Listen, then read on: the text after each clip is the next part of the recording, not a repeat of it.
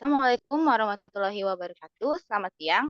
Perkenalkan, saya Anastasia Fernanda selaku moderator dalam diskusi kita kali ini tentang asas atau landasan pengembangan kurikulum. Sebelumnya, saya akan memperkenalkan anggota kelompok Waktu saya kami kuliah yang bisa. terdiri dari Saya Angela Frederikalin dari tim 1. Saya Fitri Sofia sebagai tim 2.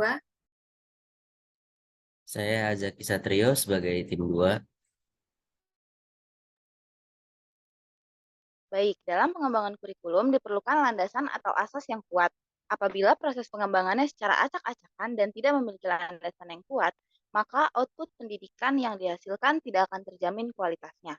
Maka dari itu, kami akan berdiskusi mengenai asas pengembangan kurikulum tersebut.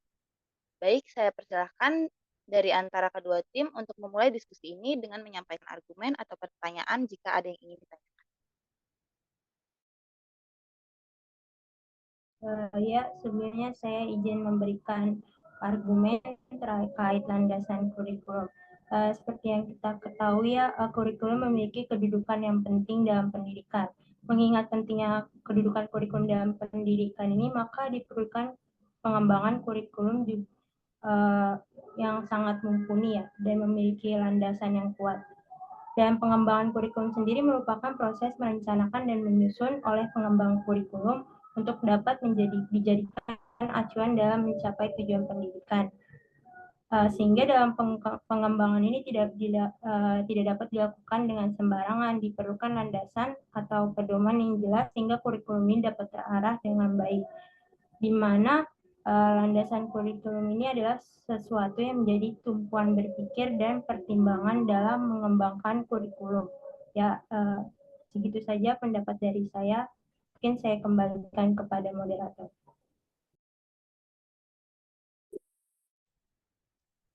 Baik, terima kasih tim 1 atas argumennya. Dapat disimpulkan bahwa menurut tim 1, asas pengembangan kurikulum adalah tumpuan untuk mengembangkan kurikulum di lembaga pendidikan dalam rangka mencapai tujuan atau cita-cita pendidikan yaitu mencerdaskan kehidupan bangsa. Dan muncul pertanyaan nih, mengapa asas kurikulum diperlukan untuk pengembangan kurikulum ini? Tim 2 dipersilakan untuk mengumpulkan argumen. Ya, terima kasih moderator. Mohon izin saya ingin berargumen tentang hal tadi, mengapa diperlukan asas untuk pengembangan kurikulum. Jadi, landasan atau asas dalam pengembangan kurikulum itu sangat penting karena pendidikan merupakan pilar utama dalam pengembangan hidup manusia atau masyarakat. Jadi, landasan pengembangan kurikulum memiliki peran yang sangat penting. Apabila kurikulum tersebut tidak memiliki dasar pijakan yang kuat, maka kurikulum tersebut akan mudah terombang-ambing. Dan yang dipertaruhkan nanti adalah manusia yang akan eh, manusia atau peserta didik yang akan dihasilkan dari sistem pendidikan tersebut.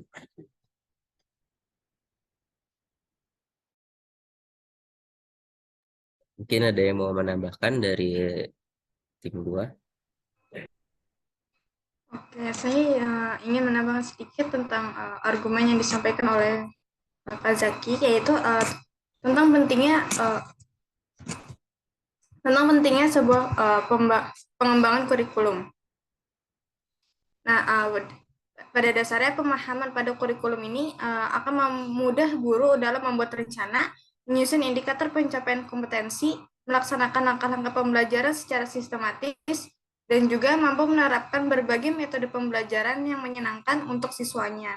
Ya, dengan begitu nanti juga akan menghasilkan suatu kelulusan atau output yang lebih memuaskan. Sekian tanggapan dari kami kembalikan kepada moderator.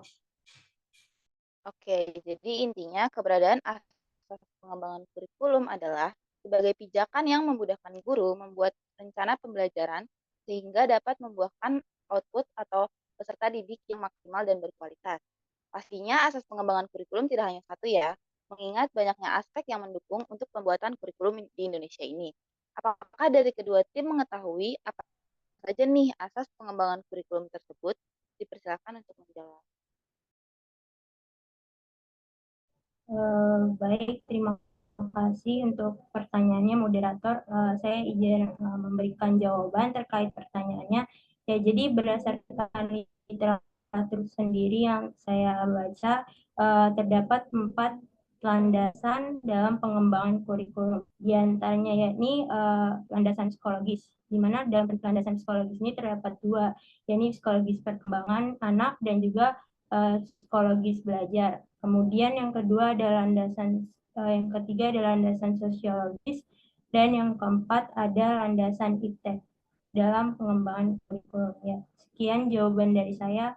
Selebihnya saya kembalikan.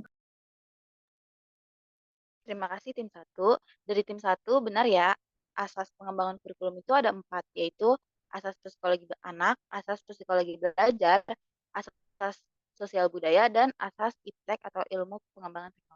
Di mana masing-masing pastinya memiliki peran dan tugas yang berbeda-beda dalam menerapkan pengembangan kurikulum ini. Baik, dari tim 2, ada yang ingin menanggapi?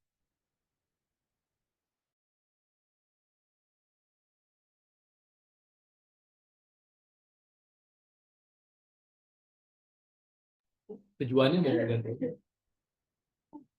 Ya, jadi tadi ada ini ya, ada 4 dari asas pengembangan kurikulum. Saya juga sepakat dengan Angela dari tim 1 karena keempat asas tersebut memiliki peranan yang berbeda dan setiap asas itu sangat penting bagi perkembangan dan penerapan kurikulum yang berlaku nanti.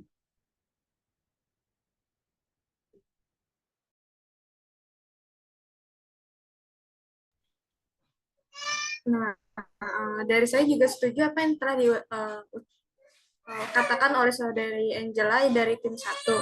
Nah, oleh karena itu saya ingin bertanya nih kepada tim 1 nih. Berdasarkan apa yang telah disebutkan tadi, apa sih bedanya asas psikologi anak dan asas psikologi belajar? Ya, baik. Sebelumnya terima kasih atas pertanyaannya di tim 2. Ya, jadi dalam cabang ilmu psikologis atau landasan pendidikan dalam pengembangan kurikulum ini terdapat 2 ya, ini psikologis perkembangan anak atau psikologis anak dan psikologis belajar. Di mana psikologis perkembangan anak ini merupakan seperti namanya ya, perkembangan ini merupakan ilmu yang mempelajari tentang perilaku individu yang berhubungan dengan perkembangan. Dan dalam psikologis perkembangan anak ini mengkaji tentang hakikat perkembangan, tahapan perkembangan, aspek-aspek perkembangan anak, serta hal lainnya yang berhubungan dengan perkembangan individu atau siswa gitu.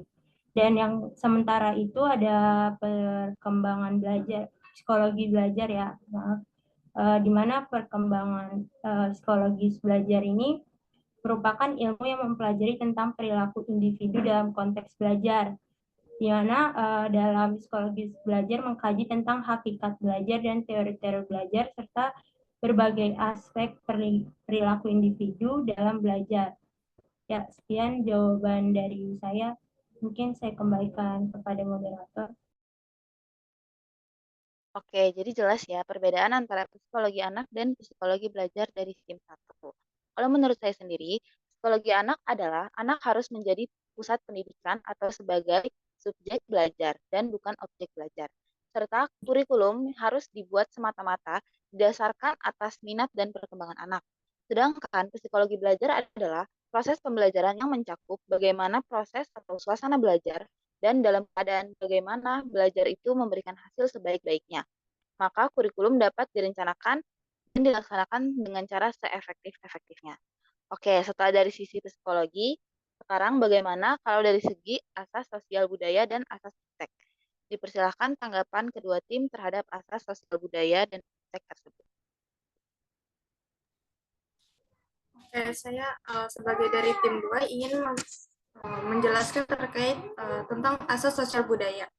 Nah, asas sosial budaya ini juga biasa disebut sebagai asas sosiologi. Nah, sosiologi ini merupakan sebuah ilmu pengetahuan yang menyelidiki berbagai gejala sosial hubungan antar individu, golongan, lembaga sosial, atau masyarakat. Nah, dunia sekitar ini juga merupakan sebuah lingkungan hidup bagi manusia. Nah, masyarakat juga merupakan sebuah kelompok manusia yang telah hidup dan bekerja sama hingga mereka mengatur diri mereka sendiri dan menganggap sebagai satu kesatuan sosial. Nah, lalu sekolah ini juga merupakan sebuah institusi sosial yang didirikan dan ditujukan untuk memenuhi kepentingan dan kebutuhan masyarakat. Nah, maka dari itu, kurikulum sekolah dalam penyusunannya dan pelaksanaannya banyak dipengaruhi oleh kekuatan-kekuatan sosial yang berkembang dan selalu berubah di dalam masyarakat. Nah, pada dasarnya ini juga, anak ini tidak dapat hidup sendiri atau terrealisasi dari manusia lain. Nah, ia selalu hidup dalam suatu kumpulan masyarakat. Nah, di situ ia harus memenuhi tugas-tugas yang harus dilakukannya dengan penuh tanggung jawab, baik sebagai anak maupun sebagai orang dewasa kelak. Nah, ia banyak juga menerima jasa dari masyarakat dan ia sebaliknya harus menyumbangkan baiknya bagi kemajuan masyarakat. Nah, tiap masyarakat ini juga mempunyai norma-norma atau adat kebiasaan yang harus dikenal dan diwujudkan dalam kepribadiannya. Nah, norma-norma tersebut tuh dapat dinyatakan dalam sebuah karakteristik suatu anak atau juga dalam kelakuannya. Nah, tiap masyarakat yang ini juga terdapat berlainan corak-corak nilai yang diadutnya. Tiap anak akan berbeda latar belakang kebudayaannya. Nah, perbedaan ini harus dipertimbangkan dalam sebuah kurikulum.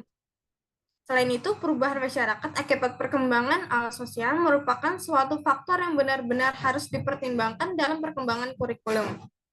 Nah, karena masyarakat ini merupakan sebuah faktor dalam pengembangan kurikulum, maka masyarakat dijadikan salah satu asasnya. Dalam hal ini pun harus kita jaga agar asas ini jangan terlampau mendominasi sehingga timbul kurikulum yang pusat pada masyarakat atau society centered kurikulum. Sekian tanggapan dari saya. Politiknya.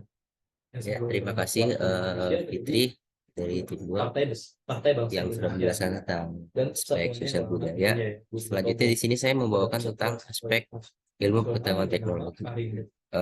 Seperti kita tahu di mana saat ini bahwa iptek tersebut berkembang sangat cepat. Hal tersebut menuntut setiap negara untuk menghasilkan sumber daya manusia yang mumpuni dan berkualitas agar mampu bersaing di tengah perkembangan yang saat ini. Pada dasarnya, ilmu pengetahuan teknologi sendiri merupakan hasil dari pandangan hidup manusia yang berkembang sejalan dengan lajunya perkembangan di masyarakat. Sementara itu, teknologi adalah penerapan ilmu pengetahuan dan ilmu-ilmu lain yang berperan untuk memecahkan masalah-masalah praktis.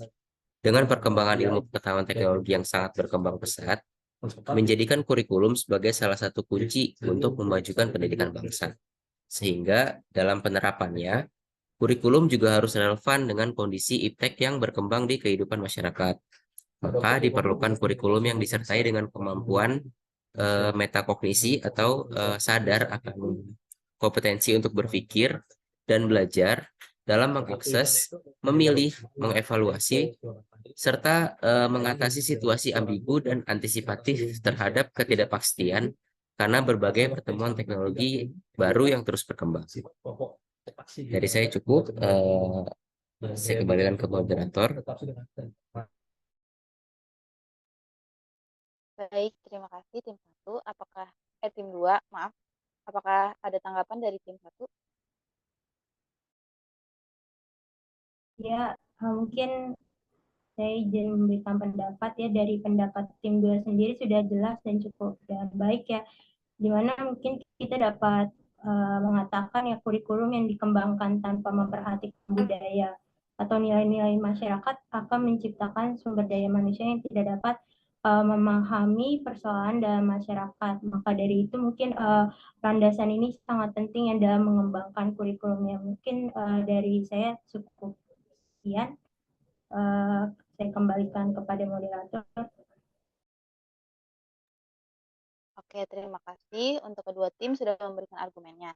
Menurut saya sendiri, asas sosial budaya dalam kurikulum merupakan sosialisasi sosialisasi dari pewarisan budaya dari generasi ke generasi selanjutnya dalam membuat anak atau peserta didik berperilaku mengikuti budaya yang sesuai dengan nilai dan norma-norma yang berlaku.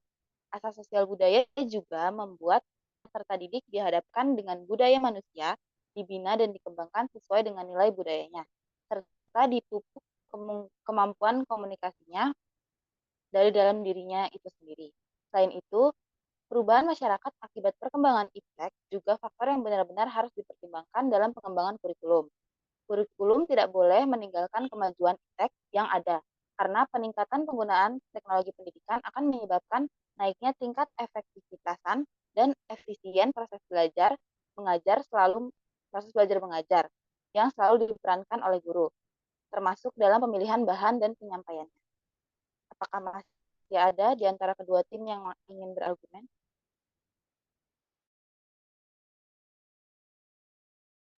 Ada yang Dari saya cukup, moderator.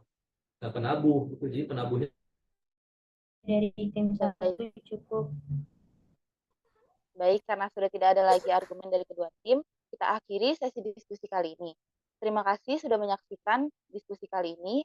Semoga dapat bermanfaat untuk kita semua. Mohon maaf jika ada kekurangan baik dalam penyampaian pendapat atau argumen. Sekian, terima kasih. Wassalamualaikum warahmatullahi wabarakatuh. Selamat siang semuanya.